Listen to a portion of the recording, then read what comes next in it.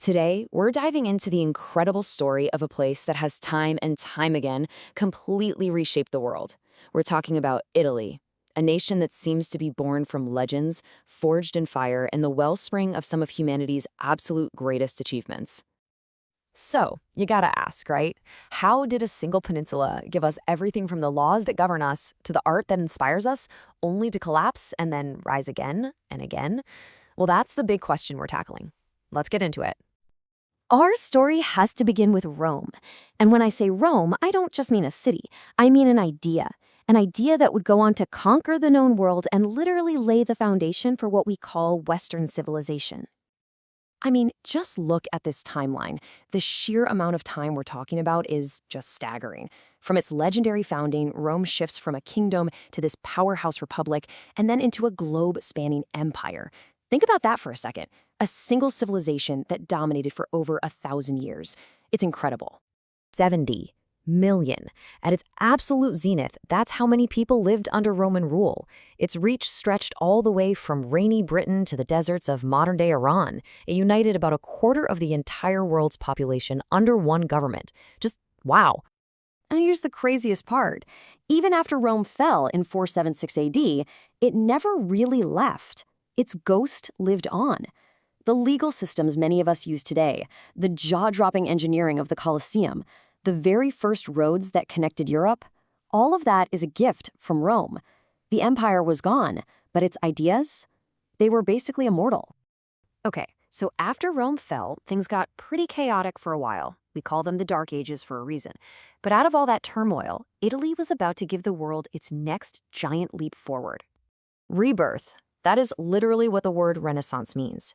It was this incredible moment when Europe, with Italian thinkers and artists leading the charge, rediscovered all the lost knowledge of the ancient world.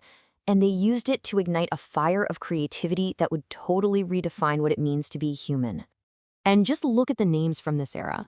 They're absolute legends.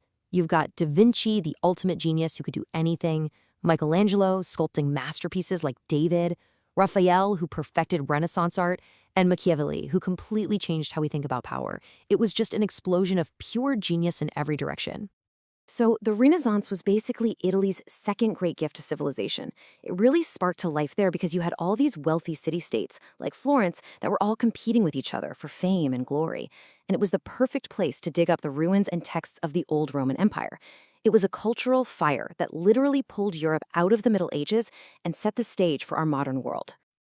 But, and you're starting to see a pattern here, after the incredible high of the Renaissance, Italy once again fell into weakness.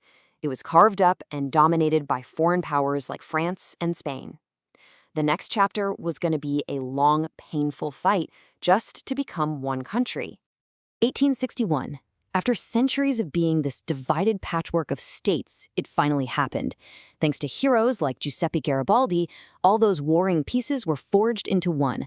For the first time since the Roman Empire fell, Italy was a single, independent nation.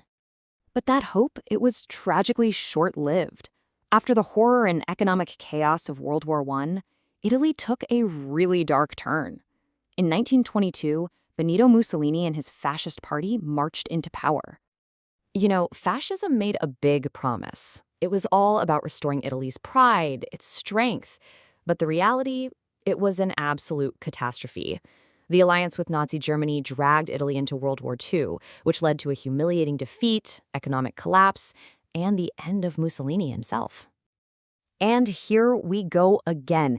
Italy, once more, had to rebuild itself from complete and total ruin. This time, it would rise as a modern republic, but its new life would come with a dark, persistent shadow. So in 1946, the Italian people voted to get rid of the monarchy that had sided with the fascists. The Italian Republic was born, and what happened next was nothing short of an economic miracle. It was this explosive period of growth that took a poor, war-torn country and turned it into a global economic power. But this new republic was facing a very old enemy, the Mafia. With its roots deep in Sicily, Naples, and Calabria, it grew into this powerful, corrupting cancer, getting its tentacles into politics and business, and the war between the Italian state and organized crime, well, that's a battle that's still being fought today. So, where does all this history lead us? Well, it leads us to the Italy we know today. a country of incredible strengths, but also some really deep, serious challenges. You can really think of modern Italy as a paradox. On one hand, you have this cultural superpower. It's a G7 economy, a world leader in fashion, food, and design. But on the other hand, the nation is wrestling with enormous public debt, political chaos, and a looming population crisis. It's a constant, delicate balancing act. But if there is one thing that unites the whole country through all the ups and downs, it's this.